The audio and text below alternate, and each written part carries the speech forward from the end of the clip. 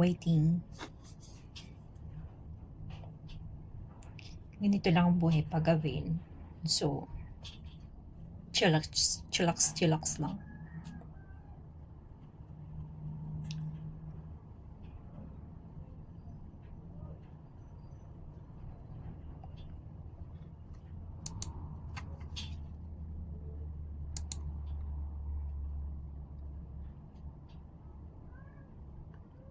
So far, nakaka 22 calls pa lang ako. So, ano oras na? So, it's a yes. Pag-avail. Happy life.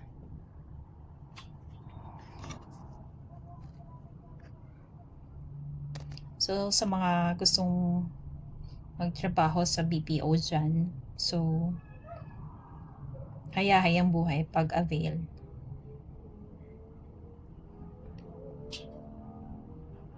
Pag queuing, sobrang walang hingahan. As in, parang kulang na lang. Hindi ka na huminga. So, ganun ang mangyayari sa buhay ng mga person. So, it's a yes.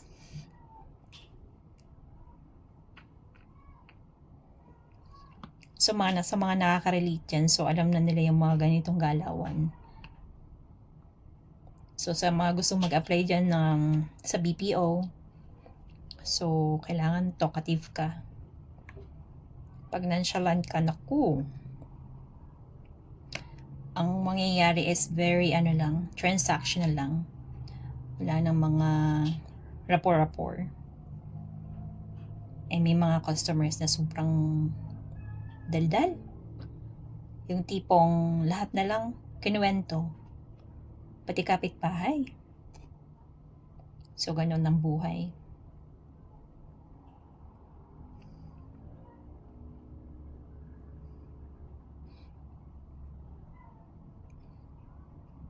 Pero alam nyo, sa totoo lang, wish ko talaga matry lahat ng klase ng trabaho.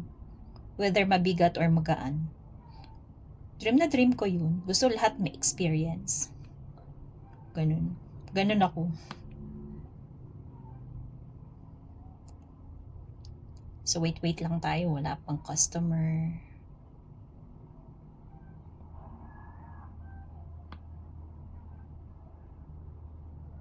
Buti naman walang tahimik. Tahimik yung mga kapitbahay ko. Kasi minsan, nangangawa sila dyan. My God. Saway ako ng saway. Mag-mute muna ako, tapos magsasaway muna ako. My God, buhay. Ganun yung ginagawa ko. Para lang matahimik kasi sobrang mas maingay pa sila, mas naririnig ko pa sila kaysa sa call ko.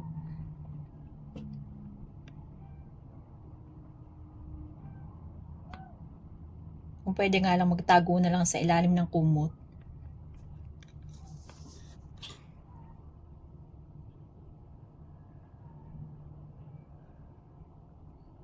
Ayan na. Sino am I speaking with? Thank you. Let me pull up your account in here for me to further assist you. Alrighty. And so by the way, how can I help? Oh, sure. I'd be more than happy to provide your balance. And it is showing that you have a current balance of $71.95.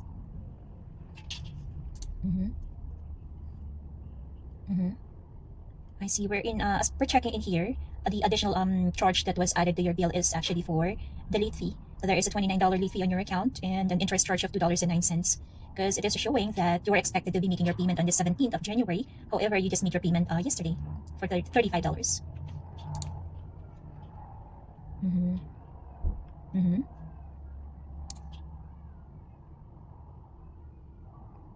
Have you checked? Have you checked how was the payment supposed to be made, or the scheduled payment, the date on it, why it was taken out or it was made on the 28th instead of the 17th? Well, you can go back to that information so you could check what's the date that was indicated, why the payment did went through on the 28th instead of the 17th. So for this one, and I'm pretty much sure that you are concerned about this $29 late fee, right? we're in. Let me go ahead and check. Hold on. So here's what I'm going to do. As a courtesy, I'll just go ahead and wait for you the $29 late fee on your account. So this will be deducted to your current balance. Let me go ahead and work on it. One moment.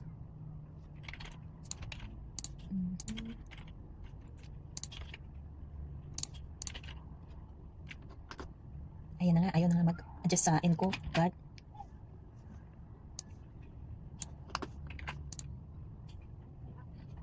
Okay. So with regards to this late fee, because I actually tried to remove it, but the system doesn't allow me to. And for this, then I will be needing to partner this with our account specialist so that they could check and see what they can do on their end to have it removed. Sure. So I'll be needing to place the call on hold for a minute or two, and then I'll just get back to you from time to time. So kind of please bear with me, okay? Alright, so kind of please stay on the line.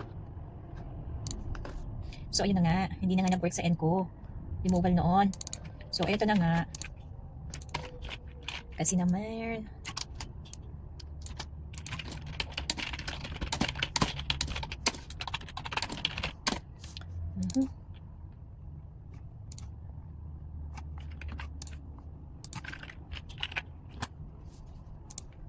After call date, mag-break naman ako last week. So delay na nga yung break ko. Mapagalitan na ako nito ni TL.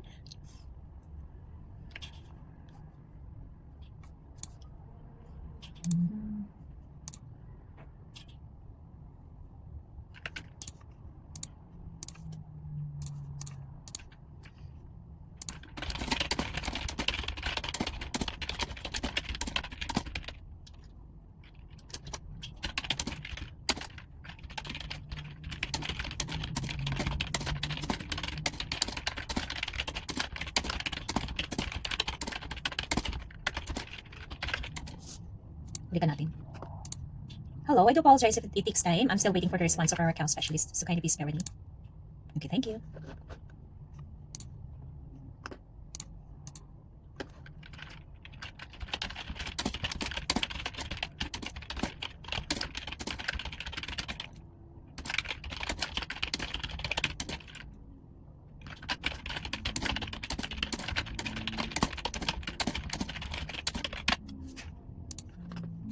Alright, thank you for patiently waiting. So it has been successfully adjusted. So this will be adjusted on your account within 1 to 2 business days, and then it will be posted on your statement within 1 to 2 billing cycle. And also for this to be avoided is for you to double check or to ensure that the information from the date is correct, so that it will be posted real time. The day that when you set this to be applied to your account, and then auto pay on online enrollment would be the best option, so that this can also be avoided in the future. Okay. Alright. After the removal of the late fee, 71.85. It's 29. It's going to be $42.05 after. $42.95, yeah.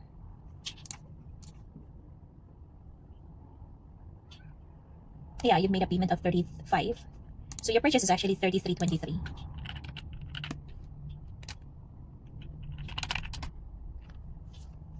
Well, because your last statement balance was actually, hold on, let me check. January 17. Your balance at that time was 42.63, and then what you just paid is the $35. Okay, so your balance of statement balance on January 17 is 42.63, and then you just paid $35. So therefore, there is a remaining balance of $7.63 from that balance, and then added this transaction that you made on December 26 worth at 33.23. So 763 plus 23.33, that is $30.96, plus the interest charge of $2.09 plus $2.09. So that's why you have this balance of, hold on, let me just double check. 33.05. One moment. 71.95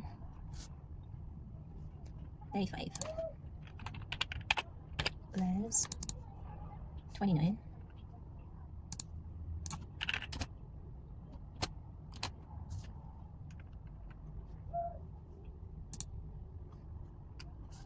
One moment.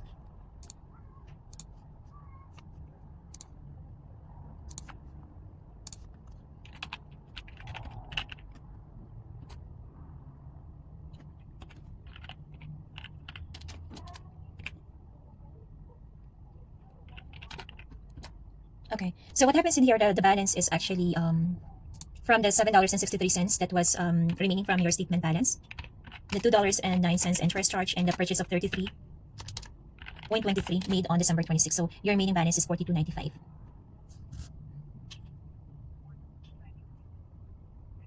Yeah, on January 28.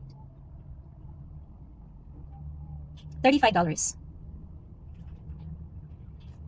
No, ma'am, because that $42.63, that is the bill that you had up until December 20. And that the purchase that was 33.23 is not included yet with that statement balance. So that is on your, that was added to your next statement balance. And the $35 payment, we will just deduct that to the statement balance of $42.63. So there is still a remaining balance of $7.63 from that balance. That will be added up to this purchase you made on December 26, worth $33.23. Because the purchase that you had made here, so to avoid your confusion, this is a purchase that you had on December 5 for the Estee Lauder Foundation. So that is $48.07, and then it is showing on December 6. You made you made I'm not sure. Yeah, you made a return for one of those, and then you have a credit of $544. So $48.7 minus $544. So that's why you have a balance at the time of $42.63. So minus the payment plus the transaction on the 26 and the interest charge. So that is what the reason why you have that remaining balance of $42.95 now. No worries. And it's my pleasure as well. So since everything was well taken care of now, so I hope that was an effortless service for you. You have a great night, and a brief survey will be offered. Thank you, and bye for now. You're welcome.